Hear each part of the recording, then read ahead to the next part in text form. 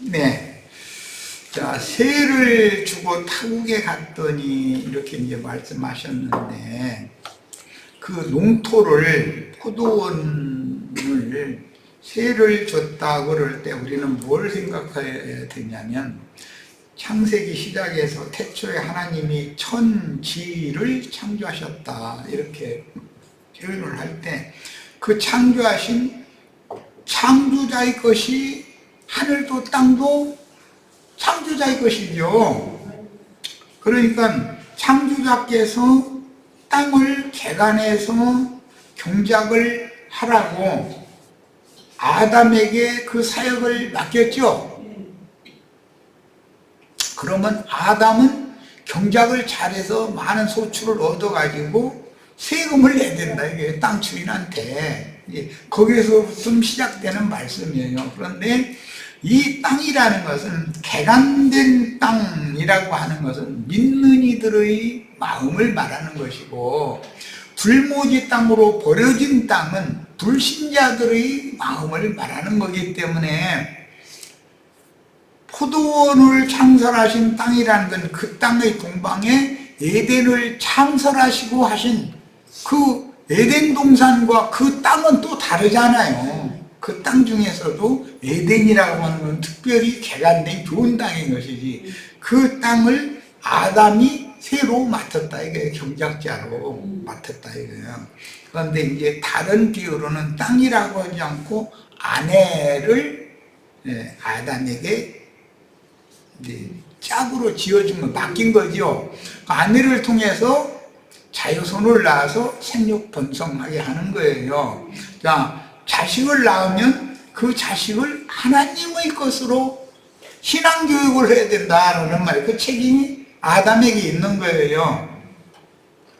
예, 외적으로는 개간된 땅에서 농사를 잘하는 경작자의 사명을 수행을 잘해야 되는 거고, 실제 내면적으로는 아내를 잘, 이제 너는 아내를 다스려라, 그래요. 경작하라라는 말이에요. 아내를 경작해라.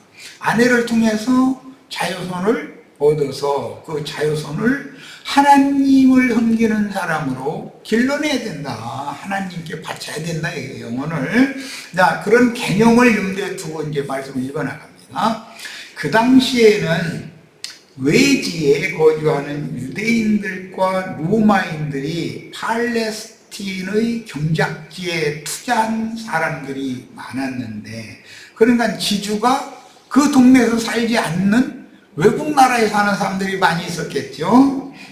따라서 이런 부재지주로 인한 문제들이 많이 발생했으므로 몇 년 있다가 와서 갑자기 내가 땅 주인인데 몇 년 동안 이거 땅 경작한 거 세내놔라 이러면은 갑작스럽게 몇 년 동안 안 오니까 있는 거 톡톡 다 써버렸어. 그러면 이 많은 돈을 밀려가지고 내놓으라고 하면 이게 문제가 커질 수가 있잖아요.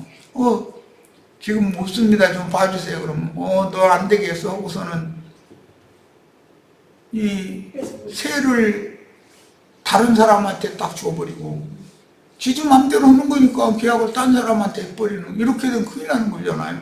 이런 문제들이 팔레스타인 땅의 가난한 빈민들에게는 많이 있었다는 거예요.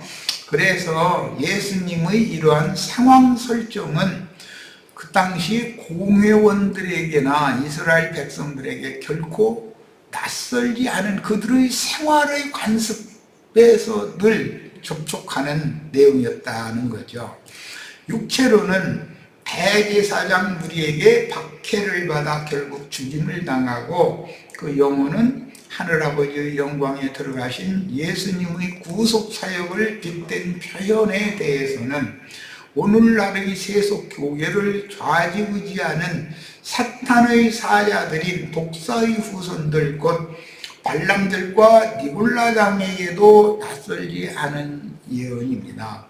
지주가 소작인에게 계약 조건으로 소작을 주고 타국에 갔다고 하셨는데, 헬라어로 아포데오라는 이 표현은 멀리 떠나 있다, 혹은 멀리 여행 중이다. 이제 그런 용어인데, 이 말을 영적으로는 예수님이 자기 땅, 자기 백성들에게 오셔서 하신 일이 뭐냐면, 원래 있던 그 토지를 새로 맡아서 경작의 책임을 지고 있던 아론 반차의 사제들에게서 그 권위를 빼앗아가지고, 토지 경작을 하는 권위를 빼앗아가지고 사도들에게 전혀 그런 유대교 율법 교리를 공부하거나 배우거나 한 적이 없는 그런 주님의 제자들에게 위임을 해버렸다 이거예요. 교회를 사도들에게 맡긴 거죠. 이게 말하자면은 계약자를 세를 내고 토지를 경작할 사람을 바꿔버린 거예요. 유대교 공회 대제사장 무리는 예수님의 비유 말씀이 우리 보고 하는 말이네 라는 걸 알았다 이거예요. 그러면 어떻게 하면 저희가 계속 그 권세를 유지할 수 있어요? 이를 죽여버려야 된다. 그래서 죽였다는 거예요. 그런데 하나님은 진노가 이제 극에 달해가지고 이방의 대군을, 군대 귀신떼를 떼제비로 예루살렘과 이스라엘 나라에 파송해가지고 쓸어버려라 그랬다는 거예요. 그것이 AD 70년에 예루살렘이 정복되고 105년에 이스라엘 나라가 문을 닫게 된 요인인 거예요. 이 말씀이 여기까지 흘러가는 거예요 지금. 이 말씀은 이 세대에 우리들에게도 그대로 적용이 되기 때문에 하늘에 기록한 장자들의 교회를 세우는 사역자들을 위해서 세상의 기독교계의 교권 잡은 자들에게서 권세를 빼앗아 가지고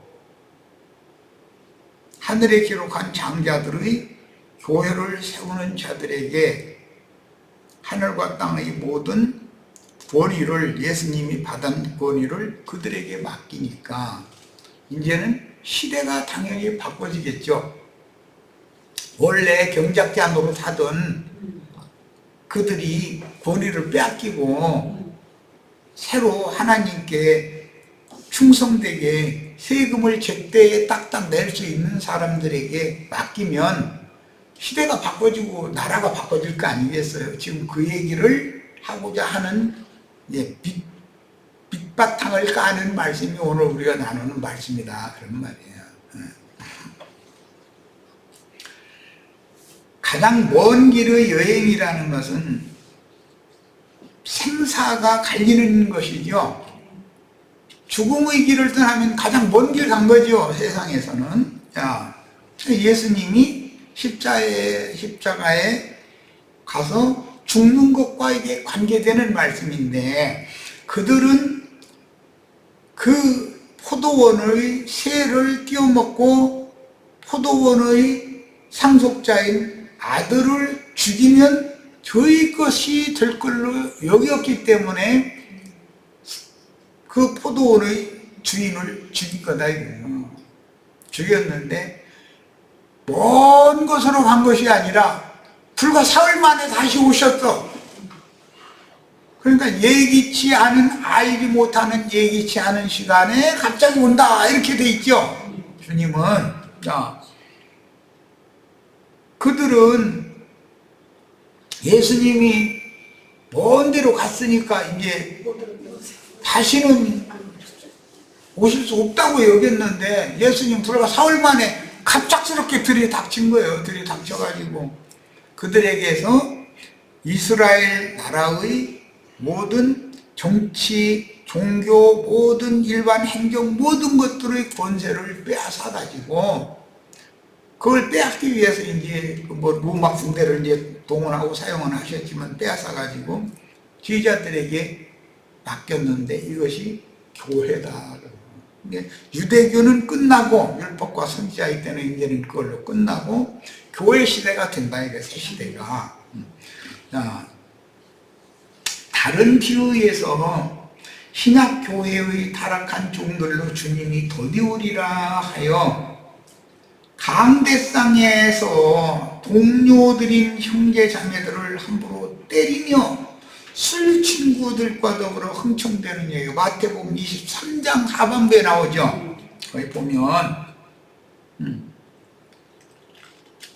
거기서 흥청대다가 알지 못하는 시각의 주인이 갑자기 이르러 악한 종들을 엄히 끊어내고 외식하는 자들에게 내렸던 벌을 내리시니 거기서 슬피 울며 이를 갈리라고 예고하셨으니 신약교회에도 반복적으로 적용이 되어 오늘 주님께서는 기독교 교회라고 하는 큰 음료와 작은 음료의 종교 체제에서 신부 목사라는 호칭을 듣는 자들에게서 경작자로서의 권위를 빼앗아가지고 약한 자, 소자, 느린 우리 형제 자매님들에게 천국을 경영하는, 주와 함께 경영하는 동역자로 삼았다는 거예요. 이렇게 얘기하면 신부 목사들이 아니 너희가 무슨 신학인을 했고 너희가 주님 앞에서 직접 사명을 위임받아서 직통계시 받았단 말이에요. 막 이제 이래가면서 이단자로 몰아갈 그런 원수 노릇을 할 거죠. 이것은 하나님의 우주를 경영하는 경영의 비밀이기 때문에 하나님의 비밀은 그리스도고 그리스도의 비밀은 교회라고 되어 있어요. 하나님의 비밀은 아론 반차 사제 제도에서 멜기세덱 반차를 실현하신 예수 그리스도로 전환되어졌고 로마교 개신교라고 하는 큰 음녀 교계에서 하늘에 이른 자들인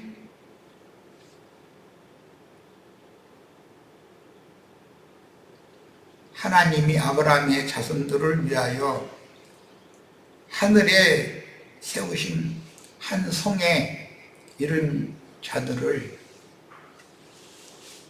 천국의 후사들로 시들로 하나님이 하나님의 생명의 기회보 대를 이어가게 하시는 비밀이 여기에 감춰져 있습니다. 이렇게 두려운 비유의 예언들은 매 세대의 신앙인들에게 각자의 신앙을 결산하러 돌아오실 때는 주님이 다시 오신다라는 말에 대해서 잘 이해를 해야 돼요. 이것은 메시아는 먼저 인자 예수로 오셨고 그 다음에는 지금 주는 그 영이 되셨어요. 영으로 돌아오시는 거예요.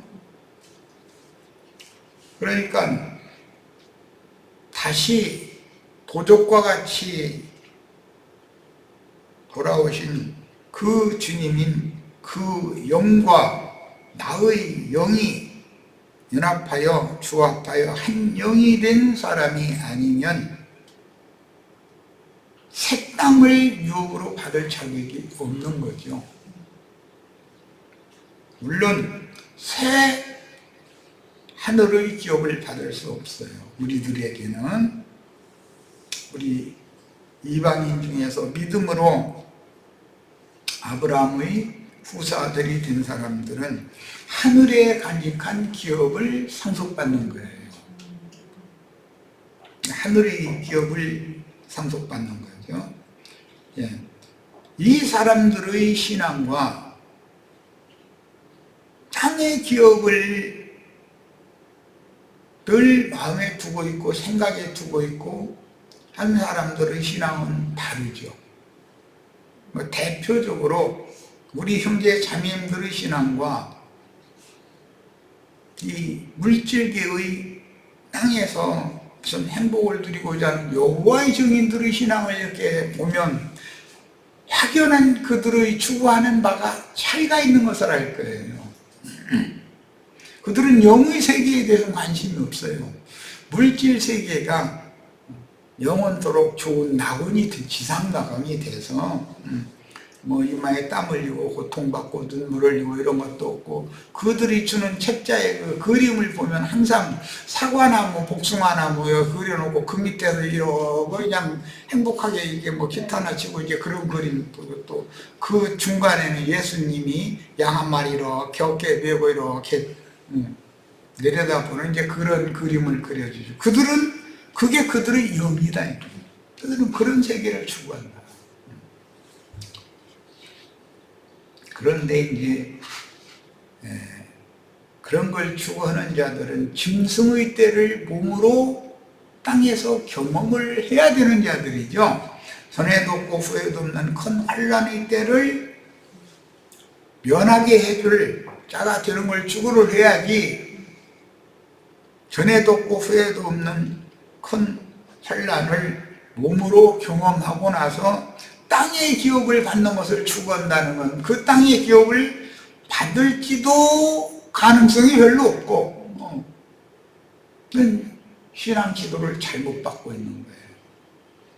자, 이제 다른 데까지 말이 흘러갔는데, 잘 전체적인 이 기독교계의 상황을 잘 우리들의 신앙에 적용을 하시기를 바라요.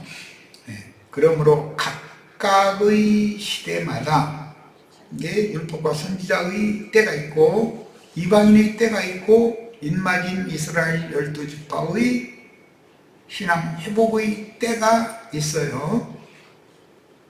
각 시대에는 여러 세대들이 있어서 누구나 다 율법 제도권에 있는 것이 아니고, 어느 세대에는 이사야 선지자로부터 말라기 선지자까지 구약 시대지만 아론 반차의 사제 제도를 실행하지 않고 과부집에서 뭐 기름을 부어주는 그런 가르침을 주는 선지자들을 암암리에 보낸다.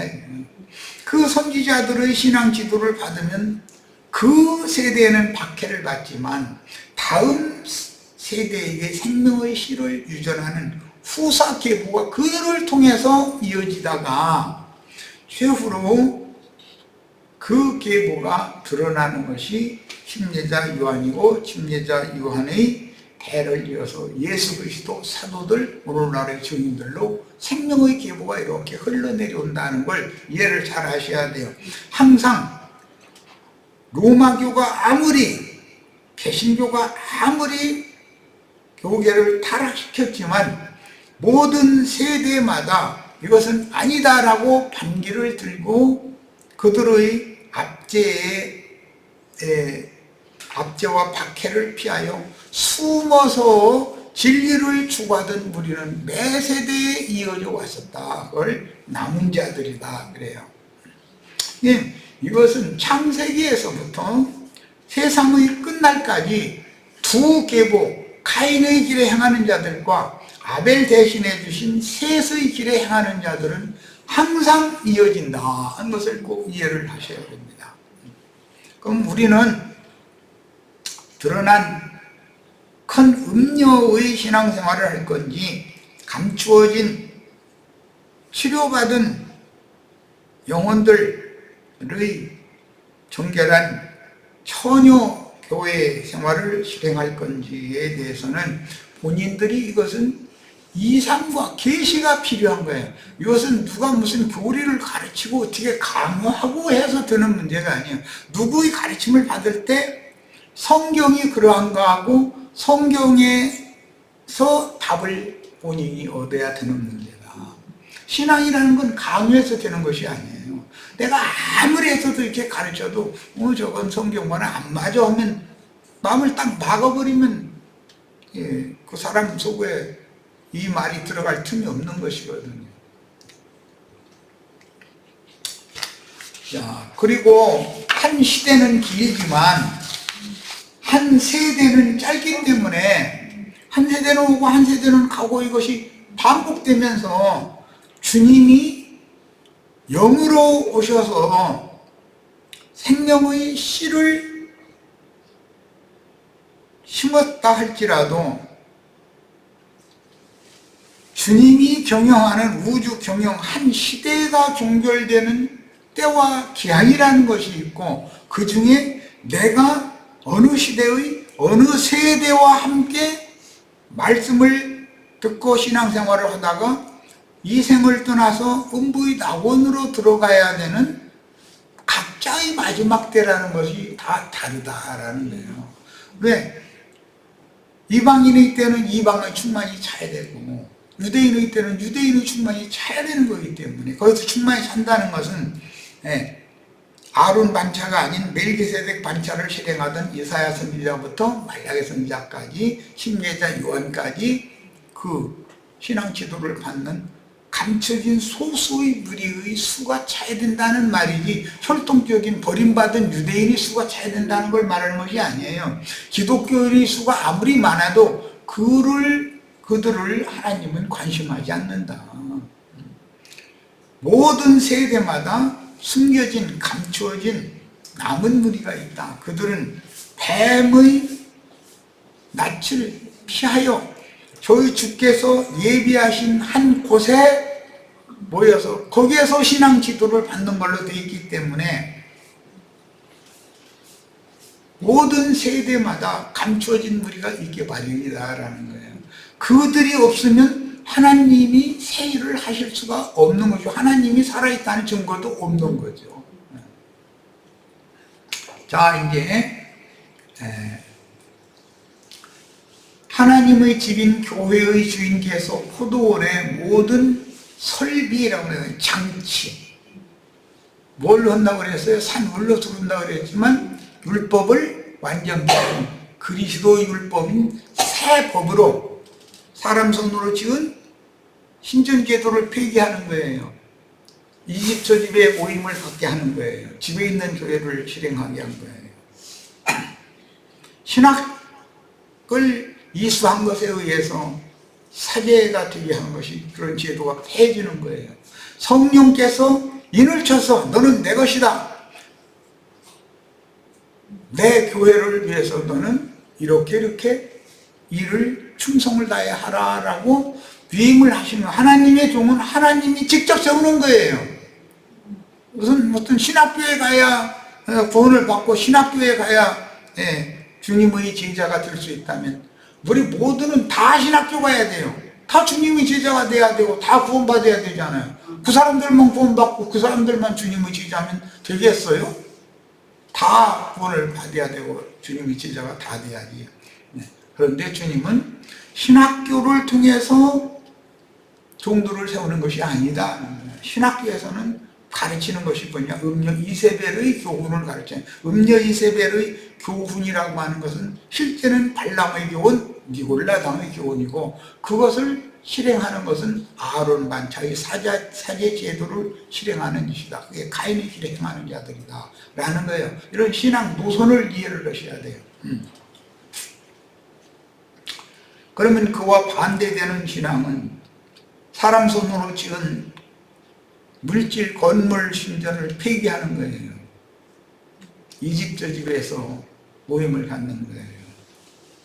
그 다음에는 조직신학 교리를 폐기해버리는 거예요.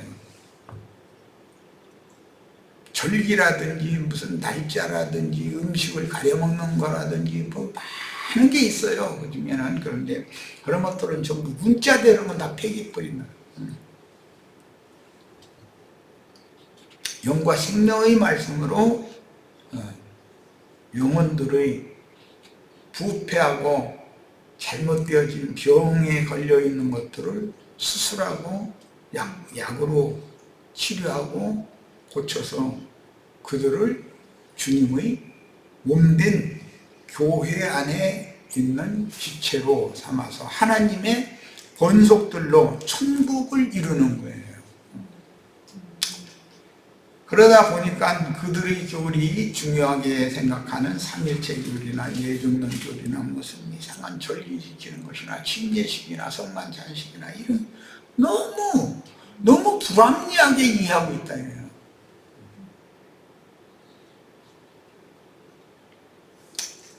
성경의 계시록 22장 20절에 아멘 주 예수여 오시옵소서 이렇게 우리 번역에 이렇게 번역을 했는데 그게 로마서 16장 20절인가 거기에서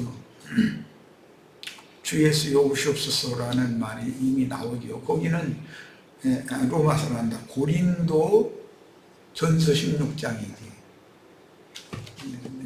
혹시 잘못 말할까 봐 찾아봐야 되겠네. 고린도 전서 16장 같아요.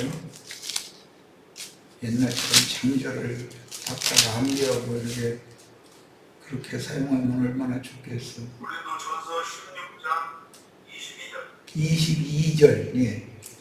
나 바울은 친필로 너에게 문안하노니 만일 누구든지 주를 사랑하지 아니하면 저주를 받을지어다. 우리 주여 오시옵소서. 여기는 마라나타, 이 말은 아람어죠. 이 말은 아람어예요. 그런데 이 아람어를 헬라어로 번역한 것이 계시록 22장 20절에 나오는 아멘 주 예수여 오시옵소서. 번역은 똑같이 오시옵소서인데 원 그 뜻은 오시옵소서라는 뜻은 충만히 임재하여 나와 동행해 주세요. 그런 기도문인 거예요. 이게 공간 이동을 하는 걸 말하는 의도가 아니에요. 오늘 우리 윤자민이 양양에서 이제 급하게 서울을 갈 일이 있는데 그런 공간 이동을 말하는 것이 아니라 나와 함께 사신다 그 말이에요. 나와 함께 살아주세요. 충만하게 내 안에 임재해 주세요. 나의 심령과 마음에 주님이 주인이 되어 주세요. 그런 뜻이에요. 그러려면 주님이 내 안에, 내가 주 안에 상호 연합이 필요한 것이죠. 이런 개념을 잘 이해를 하시기를 바라요. 자, 그 다음에 이제 무덤에서 부활하여 승천하심으로 하늘과 땅의 모든 본위를 받은 상속자로 그 영께서 비밀리에 그 또 다른 보혜사로 재림하신 그 영이신 주님이 다시 와서 교회를 세우고 교회 중에 함께 계셔요. 이제 이 얘기를 하려고 아까 그 아란나타라고 하는 말씀을, 마라나타라고 하는 말씀을 내가 이제 인용을 한 건데, 교회 지체들, 제자들의 속에 계시겠고, 너희와 함께라고, 너희 중에 함께 계신다. 이렇게 양면으로, 안팎으로 함께 계셔서 그분이 주인이 되고 그분이 왕이 되고 그분이 인도자, 그분이 모든 것이 되시는 상태를 아멘 주 예수여 오시옵소서라고 번역이 된 거예요. 항상 하나님은 그분과 동행하는 에녹을 데려가셨죠. 그런 것처럼 오늘 이 생에 살아있지만 우리는 주님과 항상 함께하며 동행하는 이런 사람이 이제 참 아들이라고 그러죠. 참 제자라고 그러고 다 이렇게 드셔야 되겠어요. 자, 34절 열매 거둘 때가 가까움에, 열매를 거둘 때라는 건 하나님의 경륜적으로 한 시대의 종결기도 있지만 한 시대 안에는 여러 세대들이 있기 때문에 나는 나의 생애 동안 주를 잘 섬기다가 데려감을 받는 종결기가 오겠죠. 그러니까 거둘 때라고 하는 것은 처음에 복음을 믿기 시작할 때와 그 다음에 주의 품에 데려감을 받을 때 개인에게는 그렇게 적용하고 그 수가 충만히 차면 하나님의 경륜적인 거둘 때가 오는 거죠. 시대가 이제 한 시대가 지나가는 거예요. 이렇게 양면으로 성경에서는 의도적으로 적용을 이렇게 한다.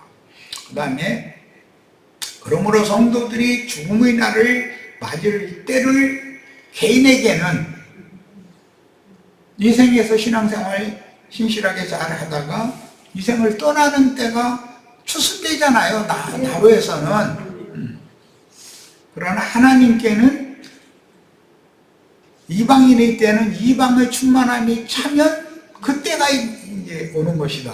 그러니까 양면을 잘 이해를 하셔야 되겠어요. 자, 그러므로 성도들이 죽음의 날을 맞을 때를 의미하며 하나님은 다음 세대를 통해서 매년 농사를 반복하셔서 내가 죽는다고 끝나는 게 아니죠. 이 문제가 내가 이걸 자꾸 강조하는 것은 이만희 장길자 뭐 이런 많은 기독교인들은 지금이 말세야, 말세할 때 그 말세라는 말을 오남용하고 있기 때문에 하는 말이에요. 이만희가 죽으면 말세가 오는 게 아니죠. 장길자라는 여자가 죽는다고 말세가 되는 건 아니잖아요. 그 사람에게는 말세지만 하나님의 경륜적인 말세는 사람이 알 수 있다고 했어요? 없다고 했어요? 아버지만 아시는 때가 있다는 거예요. 이렇게 돼 있죠? 그러니까 그 아버지만 아는 때라는 것은 이방의 충만한 수가 차는 때를 말하는데 누가 구원을 마지막으로 얻어서 거기에 가입될 거냐라는 건 아무도 모르잖아요. 그걸 누가 알아. 그러니까 때와 기한에 대해서 함부로 어떤 날짜, 시간 이런 걸 말하는 사람들은 이게 뭔가 오래 빠질 염려가 많고 많은 사람을 미혹할 우려가 굉장히 많은 거죠. 자, 오늘은 그럼 여기까지 말씀을 나누고 다음 시간에 11페이지로 들어가겠습니다. 자, 오늘 집회는 모두 마칩니다. 오늘 참 많은 걸 말씀을 나눴어요.